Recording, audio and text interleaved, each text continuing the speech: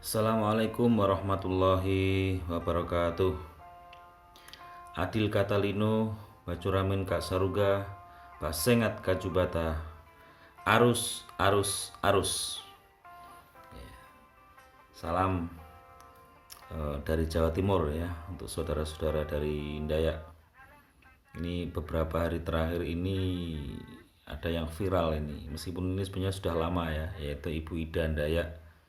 Ini beliau sudah melalang buana ini, dan kabarnya sudah ke seluruh Indonesia ya, hampir ke seluruh Indonesia. Dan saya tahu video-videonya Bunda ya ini sudah kurang lebih ya setahun terakhir ini saya sudah tahu, sudah pernah melihat di YouTube, tapi viral-viralnya ini baru baru ini sekarang ini. Yang terakhir ini kabarnya lagi di mana, di Depok itu ya, yang kemarin sempat tidak jadi itu karena saking banyaknya orang yang datang itu ya, di luar dugaan ya, Masya Allah, luar biasa. Tentu kita harus ya, kita senang, kita mendoakan mudah-mudahan Ibu Ida selalu dalam keadaan sehat ya, apalagi beliau sudah 50 tahun ya, masih kuat sekuat itu gitu kan. Kita senang ya, ada satu satu apa istilahnya ya, karena ada sisi budayanya kan gitu, budaya Indonesia dimana ini adalah dari orang Dayak, kemudian memiliki kemampuan yang dianugerahkan oleh Allah untuk bisa bermanfaat kepada banyak orang ya, mengobati banyak banyak penyakit. Jadi kita patutlah untuk senang dengan adanya hal ini gitu. Ini video dari YouTube dari Ali Sosis ini ya.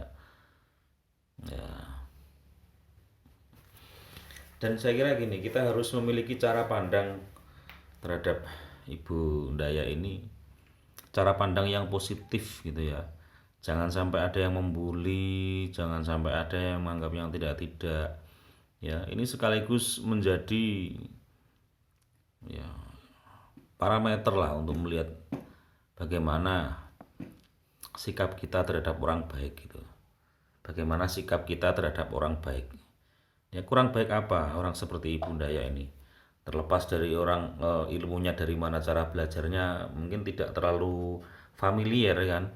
Karena kalau di dunia modern itu kan yang dipelajari secara terbuka, secara umum itu kan ilmu-ilmu medis ya, ilmu kedokteran yang bisa diverifikasi oleh banyak orang. Nah, sedangkan ilmu yang beliau Ibu Dayak ini eh, praktekkan itu kan turun temurun ya, kalau nggak salah turun temurun. Dan saya sedang mencari-cari biografinya, itu belum belum banyak ya. Yang saya ingin tahu itu banyak asal usulnya ya, asal usul beliau belajar itu bagaimana ya kan.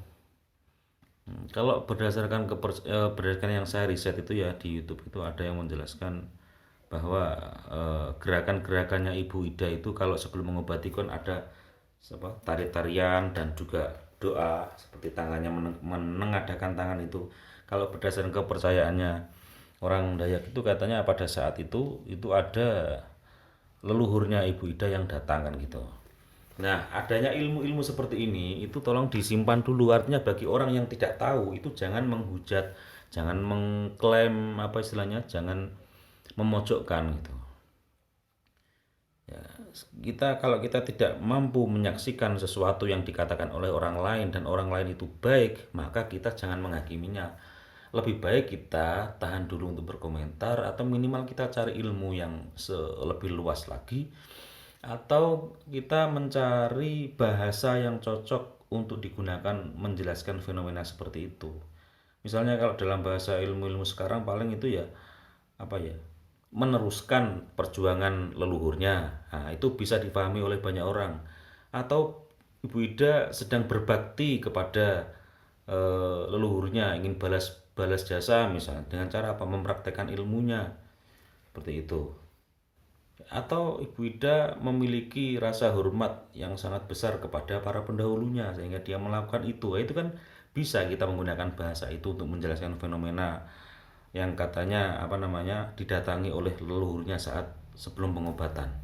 Nah, etika kita adalah kalau kita tidak tahu maka jangan menghakimi. Nah, kan gitu. Ya, dunia-dunia spiritual seperti itu jangan dihakimi. Wong Ibu Ida sendiri juga tidak terlalu memamerkan ilmunya untuk menjelaskan kehebatannya. Ya, yang dilakukan Bu Ida adalah mengobati banyak orang. Ya, dia tidak ingin memamerkan leluhurnya atau bagaimana, tidak ingin seperti itu. Bahkan Ibu Ida keliling dari pasar ke pasar untuk mengobati orang, dan lucu juga. Ya, Bu Ida itu humoris, orangnya humoris. Tidak hanya mengobati tapi juga mengajak orang untuk tertawa. Kan sudah sangat baik sekali, bahkan tidak memungut biaya. Tapi ya saran saya, kalau meskipun tidak memungut biaya, ya pengertian lah. Tetap ya, tidak dipungut bukan berarti kita tidak memberi apa-apa. Ya kan? Kalau memang ada rezeki lebih ya haruslah kita itu mengerti kan gitu.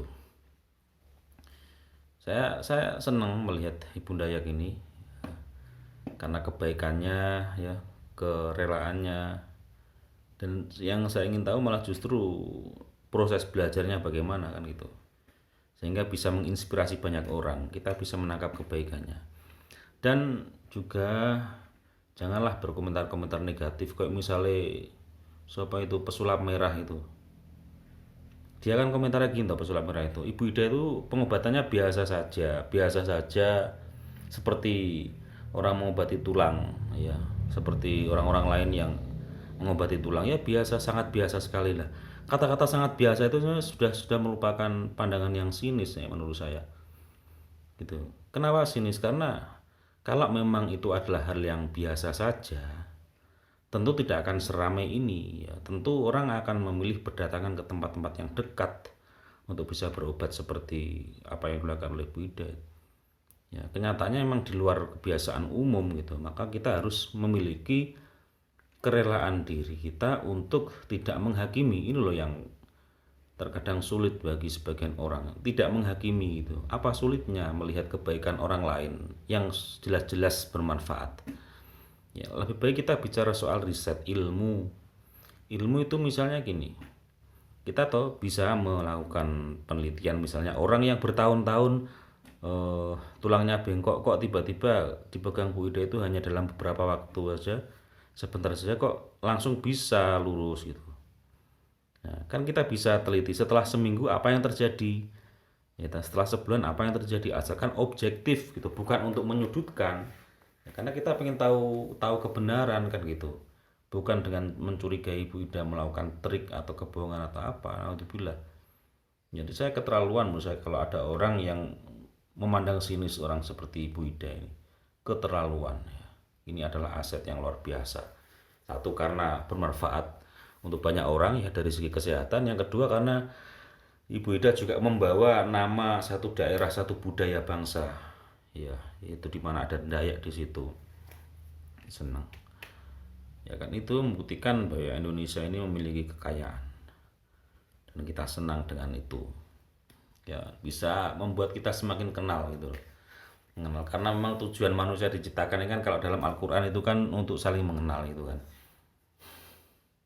Ya ayuhan nas, inna khalaqnakum min dzakari wa untha wa ja'alnakum syu'uban wa qabaila lita'arafu inna akramakum indallahi atqakum gitu. Hai manusia, sesungguhnya kami menciptakan kamu laki-laki dan perempuan, suku-suku dan bangsa-bangsa hanyalah untuk saling mengenal.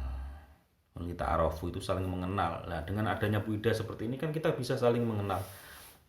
Ya, mengenal budaya Dayak bagaimana. Saya aja sampai hafal itunya, salam dari apa? Budaya Dayak itu yang adil katalino bacuramen kasaruga basengat kasubata. Adil katalino itu artinya adil kepada sesama. Bacuramen kasaruga, berpikir seperti di surga, kira-kira seperti itu artinya.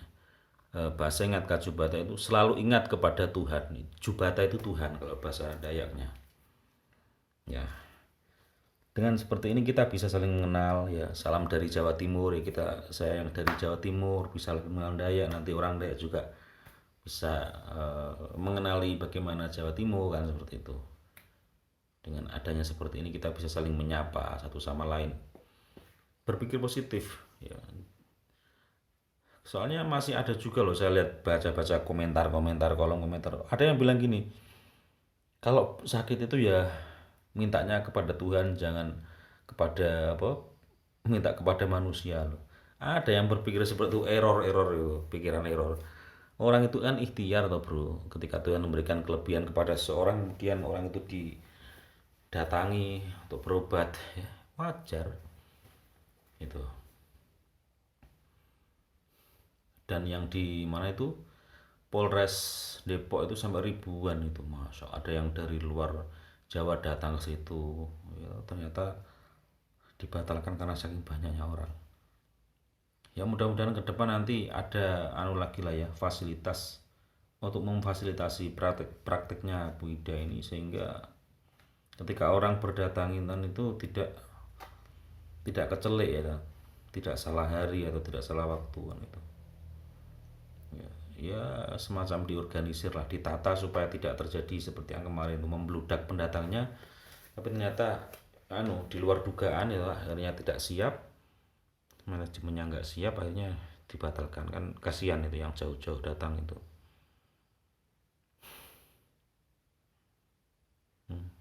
Jadi Bu Ida ini sudah melakukan khairunas anfa'uhum linnas, baik-baik manusia adalah yang bermanfaat untuk orang lain.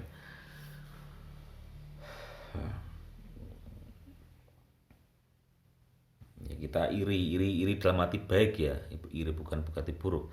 Iri baik, iri itu artinya beliau sudah bermanfaat sebesar itu. Nah, kita sudah bermanfaat sejauh mana gitu. Itu cara berpikirnya seperti itu. Ya, dan untuk orang-orang yang merasa ilmunya modern ya, saya kira tidak perlu sinis lah terhadap ilmu-ilmu seperti ini. Nah, semua sama-sama ilmu, hanya saja kalau ilmu modern itu kan ada sekolahnya, ada standarnya, itu ada ijazahnya. Nah, kalau ini kan secara turun temurun ya, tidak ada sekolah formalnya, maka perlu adanya saling dialog keilmuan saya kira ya. Dialog keilmuan untuk saling mengenal, lagi-lagi untuk saling mengenal gitu. Karena ya memang kalau dalam ilmu-ilmu tradisional seperti itu pasti tidak lepas dengan yang namanya spiritualitas. Tidak lepas dengan yang namanya kayak misalnya apa ya, ketika berdoa gitu misalnya kan, ketika melakukan ritual itu didatangi oleh arwah-arwah leluhur. Itu jangan terus diklaim wah ini syirik, ini musyrik, jangan seperti itu. Anggap saja itu adalah kecintaan, hubungan batin antara eh, antara leluhurnya dengan cucunya sekarang gitu. Tidak sulit kok menjelaskan itu. Orang didatangi arwah leluhur itu tidak sulit. Misalnya Anda sedang melakukan sesuatu, misalnya pekerjaan yang Anda tekuni sejak kecil, dan pekerjaan itu sifatnya turun menurun. Misalnya Anda seorang pelukis misalnya, dan kalau ternyata ayah Anda, kakek Anda adalah seorang pelukis, dan di saat melukis Anda terbayang wajahnya kakek Anda dulu misalnya, ya itu kan sudah bisa dikatakan didatangi arwah leluhur, cuman bahasanya beda. Kalau kita mungkin bermimpi, kalau kita mungkin apa ya, berimajinasi atau membayangkan bertemu dengan kakek dan leluhur kita dulu. Nah, kalau bahasanya orang-orang tradisional itu ya mereka didatangi oleh arwah leluhur ya gitu saja kan. Itu alat untuk kita dialog gitu supaya tidak saling tidak menjelek-jelekan orang-orang seperti Bu Ida ini. Gitu. Siapkanlah pikiran positif karena itulah yang akan mengundang hal yang positif juga. Gitu ya. Jadi jangan berlebihan atau mabuk-mabuk dalam hal agama, mabuk syariat, dikit-dikit kafir, dikit-dikit musyrik. Orang yang bermanfaat saja dituduh musyrik, dituduh kafir, dituduh mengada-ada misalnya. Nah itu, Pak Marcel itu kan cenderung meremehkan itu. Itu biasa aja Bu Ida itu. Ya kalau biasa nggak mungkin seperti ini Mas Bro, nggak mungkin seperti ini ya. Ya Anda lihatlah secara objektif itu. Ya, kita apresiasi Wida dan kita doakan mudah-mudahan beliau selalu diberikan kesehatan ya. Usianya sudah 50 tahun loh itu. Saya masih bertanya-tanya beliau ketika keliling itu istirahatnya di mana, bagaimana. Dari pasar ke pasar itu. Luar biasa. Ya, gitu nggih teman-teman. Mudah-mudahan Anda selalu dalam lindungan Allah, selalu sehat. Amin amin ya rabbal alamin. Adil Katalino, Bacuramin Kak Saruga, Basengat Kajubata, arus. Assalamualaikum warahmatullahi wabarakatuh. Allahumma sholli ala Muhammad.